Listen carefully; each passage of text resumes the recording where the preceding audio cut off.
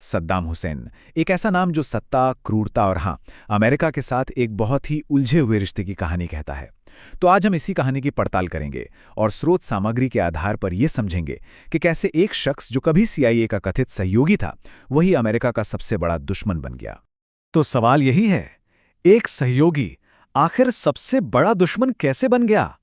चलिए इस कहानी की परतों को एक एक करके खोलते हैं। तो सबसे पहले बात करते हैं एक तानाशाह के उदय की। आखिर सद्दाम गुमनामी के अंधेरों से निकलकर इराक की सबसे बड़ी कुर्सी तक कैसे पहुंचा? इसकी कहानी शुरू होती है उस दौर में जब ओटोमन साम्राज्य के पतन के बाद इराक में चारों तरफ अफरा तफरी मची हुई थी। देखिए, सद्दाम के सत्ता में आने से पहले के जो 60 साल थे, वो इराक के लिए बहुत उथल-पुथल वाले थे। पहले ऑटोमन साम्राज्य टूटा, फिर ब्रिटिश शासन आया और फिर सैन्य तख्तापलट। मतलब लगातार अस्थिरता का माहौल था। और इसी माहौल ने सद्दाम जैसे एक ताकतवर नेता के लिए जमीन तैयार कर दी। और यहीं पर कहानी एक बहुत ही दिलचस्प मोड़ लेती है। स्रोत का यह दावा है कि उस दौर में सोवियत प्रभाव को रोकने के लिए अमेरिका ने सद्दाम को आगे बढ़ने में मदद की। कहा जाता है कि इसी अमेरिकी समर्थन के दम पर सद्दाम ने बाथ पार्टी में अपनी पकड़ मजबूत की और आखिरकार राष्ट्रपति अल बकर को बंदूक की नोक पर इस्तीफा देने के लिए मजबूर कर दिया। अब बात करते हैं दूसरे अध्याय की, वर्चस्व की लड़ाई। सत्ता तो हाथ में आ गई थी, लेकिन सद्दाम का अगला मकसद था पूरे इलाके में अपना दबदबा कायम करना, और इसी चाहत ने दो बहुत ही भयानक युद्धों को जन्म दिया। सद्दाम ने दो बड़े दांव खेले थे।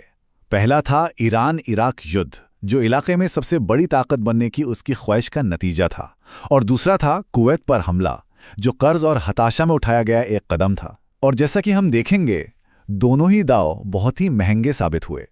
20 लाख, जरा सोचिए, ये सिर्फ एक नंबर नहीं है, ये उन इंसानों की संख्या है जो ईरान इराक युद्ध की भेंट चढ़ गए। 8 साल तक चली इस भयानक लड़ाई का नतीजा क्या निकला? कुछ नहीं, कोई नहीं जीता, सिवाय इराक के सिर पर चढ़े एक बहुत बड़े कर्ज के बोझ के। तो फिर कुवैत पर हमला हुआ क्यों? स्रोत के मुताबिक इसके पीछे 3 बड़ी वजहें थीं। पहली, कुवैत ने अपना कर्ज वापस मांगना शुरू कर दिया।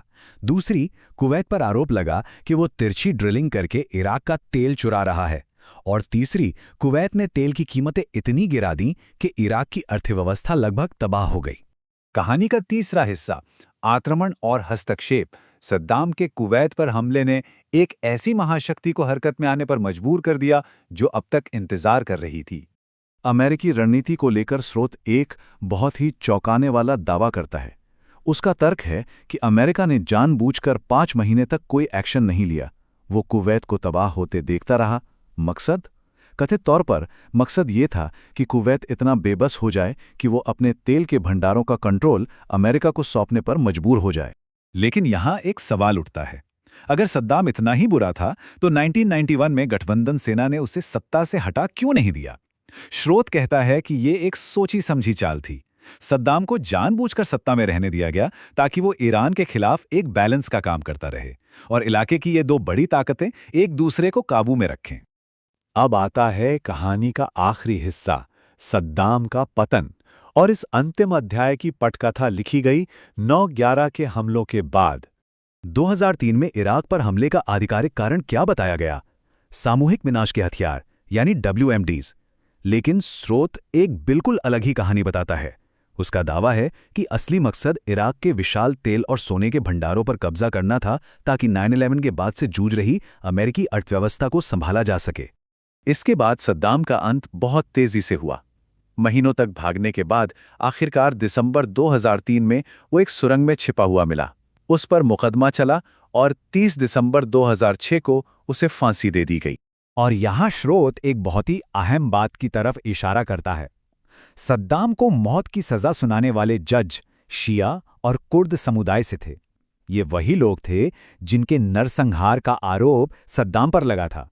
तो सद्दाम चला गया, लेकिन क्या उसके जाने से इराक की मुश्किलें खत्म हो गईं? स्रोत के अनुसार मुश्किलें तो असल में अब शुरू हुई थीं। इस हस्तक्षेप की इंसानी कीमत, जैसा कि स्रोत बताता है, वो होश उड़ा देने वाली है। 10 लाख लोगों की मौत, 80 लाख लोग बेघर हो गए।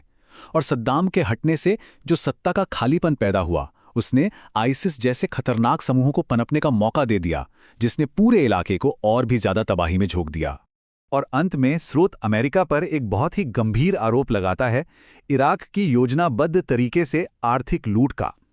दावा यह है कि इस हमले का आखिरी नतीजा ये निकला कि देश के तेल और सोने को लूट लिया गया और इराक एक खंडर में तब्दील हो गया। तो ये पूरी कहानी हमें एक बहुत ही बेचैन करने वाले सवाल पर लाकर छोड़ देती है। जब कोई बाहरी ताकत किसी देश में हस्तक्षेप करती है तो अपने पीछे क्या छोड़ जाती है? क्या वो आज़ादी छोड़कर जाती है या फिर अराजकता और तबाही के लिए एक खुला मैदान?